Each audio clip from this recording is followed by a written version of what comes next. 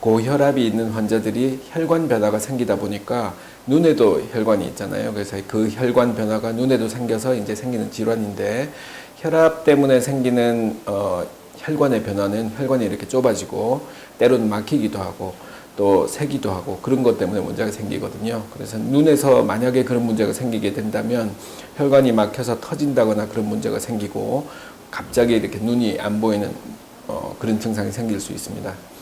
겨울에 그게 다 많아질 수 있는 이유는 아무래도 날씨가 춥고 그러다 보니까 혈관이 수축이 되면 혈압이 훨씬 더 여름보다는 올라갈 수 있거든요. 그래서 겨울에 조금 더 호발할 수 있고요. 실제로도 망막 출혈 환자들이 겨울에 더 많은 편입니다. 치료는 따로 없고요. 그게 전신 질환의 뭐 일종의 그 눈에서 나타나는 현상이다 보니까 그 치료는 고혈압 자체를 치료하는 거겠죠. 그래서 혈압약을 내과에서 받아서 복용을 해서 혈압을 정상 범위로 조절하는 게 뭐 가장 예방에 좋겠고요. 그래서 만약에 너무 심해져서 이제 눈 속에 출혈이 생기거나 혈관이 통하지 않는 부위가 생기거나 그렇게 된다면 안과에서는 추가적으로 레이저 치료를 하거나 수술을 하기도 합니다. 혈압 관리가 제일 중요하겠죠. 근데 혈압 관리라는 게 보통은 뭐 운동이나 뭐 그런 일반적인 그 보존요법으로 되는 경우도 있지만 대부분의 노인성 고혈압 환자들은 경구용 복용제로 이게 혈압약을 드셔가지고 혈압을 관리해야 되겠습니다. 그리고 뭐 일상적으로 하는 뭐 심하지 않은 운동, 뭐 걷기라든지 실내에서만 있다 보면 운동량이 부족할 수도 있는데 그런 거를 이렇게 실내에서도 뭐 가벼운 운동을 계속 해주는 게 예방법이 될 수 있겠다고 할 수 있습니다. 말 그대로 혈관 폐쇄니까 혈관이 막히는 병인데요. 혈관이 막히는 이유는 주로 혈전, 내지는 뭐 다른 혈액 내에 있을 수 있는 뭐 고지혈증 환자들은 주로 콜레스테롤이나 뭐 그런 지방 때문에 막히는 그런 경우가 있는데요.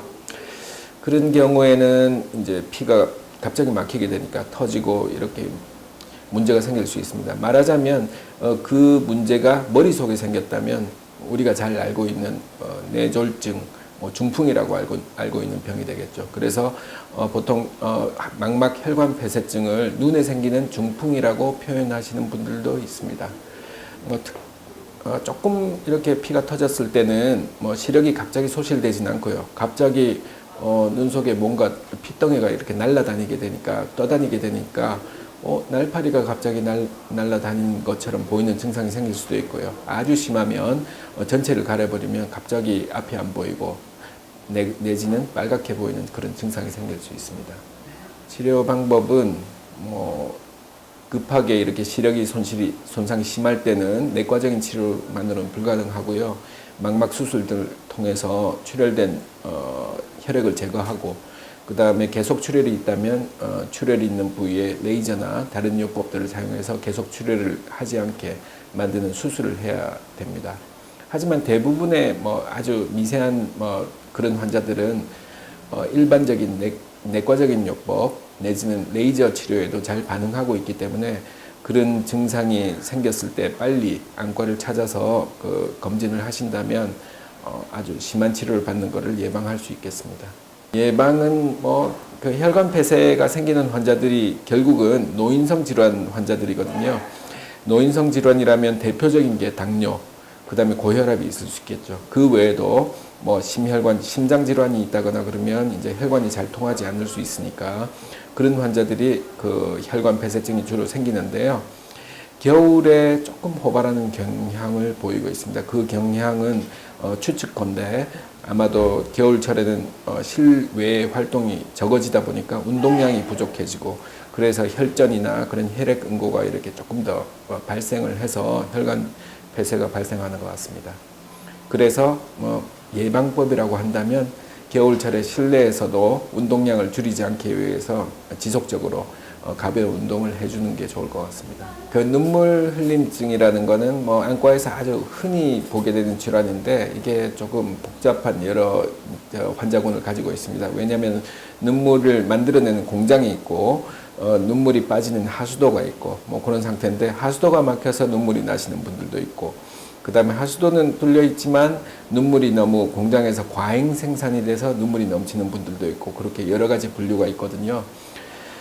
겨울철에는 아무래도 차가운 공기, 그리고 실내에 있다면 난방 때문에 습도가 너무 낮아서 눈이 자극이 되기 때문에 아무래도 눈물이 만들어진 눈물샘, 눈물 공장에서 과잉 생산을 하게 됩니다. 왜냐하면 눈이 자극이 되니까.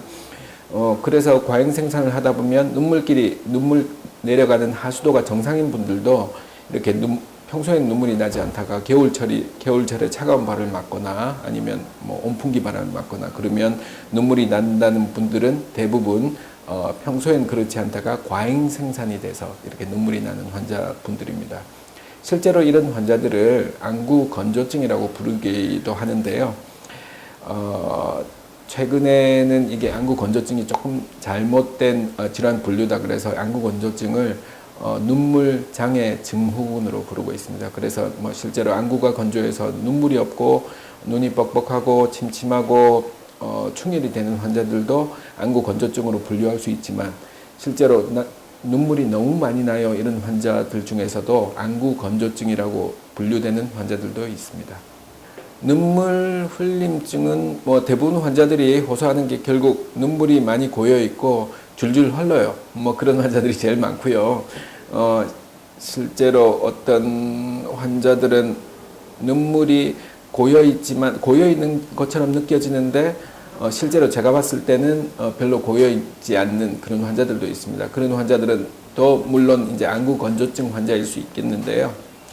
그런 환자들의 특징이 눈이 자꾸 자극이 되다 보니까 눈물이 이렇게 고여있는 이물감 이런 게 들지만 실제로는 안구 건조증 때문에 생기는 염증 때문에 실제로 고여있지 않는데도 고여있는 것처럼 이렇게 이물감을 느끼는 환자들이 좀 있습니다. 치료는 아까 말씀드렸듯이 대부분 겨울철에 발생하는 눈물 흘림증 환자들은 많이 만들어져서 눈물이 많이 생산이 돼서 생기는 환자들이기 때문에 생산량을 줄이면 되겠죠. 그래서 생산량을 줄이는 방법이 이제 눈의 자극을 줄이기 위해서 인공 눈물이라든지 항염증제 눈물 안약이라든지 그리고 밤에는 눈물 성분의 연고라든지 그런 걸 넣어줌으로 해서 자극을 완화시키면 생산을 줄일 수 있습니다. 그런 방법으로 보통은 점안제, 안약으로 치료하고 있습니다. 예방법이라 하면 결국은 이게 환경에 의해서 악화되는 거니까 환경을 개선하면 되겠죠. 그래서 겨울철 차가운 공기를 어떻게 할 수는 없으니까 밖에 나갈 때는 눈이 자극이 좀 덜 될 수 있도록 인공 눈물이나 뭐 그런 걸 넣어서 눈에 자극을 완화시켜주면 될 거고요. 실내에서는 난방을 많이 하다 보면 습도가 많이 낮아질 수 있는데 그런 가습기를 쓴다거나 아니면 창문을 주기적으로 해서 이렇게 환기를 해줘서 실내가 너무 건조해지지 않도록 유지하는 게 좋을 것 같습니다. 안구 건조증도 눈물 흘림증과 연계해서 생각할 수 있겠는데요. 건조증이라는 게 결국은 눈이 자극이 돼서 눈이 시리고 뻑뻑하고 이런 증상을 느끼는 환자들을 아까 말씀드렸듯이 눈물 장애 증후군이라고 얘기할 수 있습니다. 그래서 뭐 이런 환자들은 아무래도 환경이 겨울철 차갑고 실내는 건조하고 그런 환경 때문에 겨울철에 호발한다고 할 수 있겠습니다. 대표적인 증상이 저는 눈이 너무 건조하고 시리고 뻑뻑해요. 그래서 눈을 뜰 수가 없어요. 그런 환자들의 유형이 있고요. 두 번째 환자군은 그런 자극 때문에 너무 눈물이 많이 나서 저는 차가운 바람만 차가운 밖에만 나가면 눈물이 너무 나서 견딜 수가 없어요. 그런 환자들도 있고요. 언뜻 들어서는 완전히 반대되는 환자잖아요. 그게 같은 환자군에 속합니다.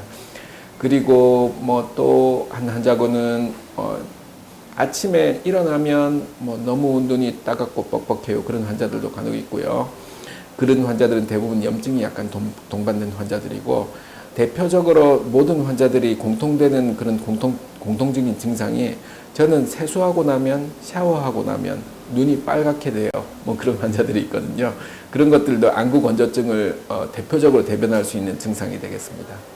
치료는 안구 건조증은 결국은 적절한 눈물을 생성을 못 해내는 질병군이기 때문에 적절한 눈물을 보충함으로써 치료를 할 수 있게 되겠습니다. 그 말을 다시 한다면 그 인공 눈물이나 그다음에 만약에 염증이 있다면 항염증제 이런 걸 써서 치료를 하게 되겠습니다. 예방법이라고 한다면 뭐 마찬가지로 눈물 흘림증과 마찬가지로 예방법은 뭐 환경 개선이 되겠습니다. 그래서 뭐 습도를 너무 낮지 않게 유지하고 실제로 집안 난방을 온도를 조금 내리는 것도 안구건조증 개선에 도움이 많이 됩니다. 온도가 올라갈수록 이제 습도가 이렇게 낮아지는 경향을 보이거든요. 그리고 외출을 하거나 그럴 때는 차가운 바람에 1차적으로 접촉이 되지 않을 수 있도록 보안경이나 선글라스 같은 걸 착용하는 것도 한 방법이 될 수 있겠습니다.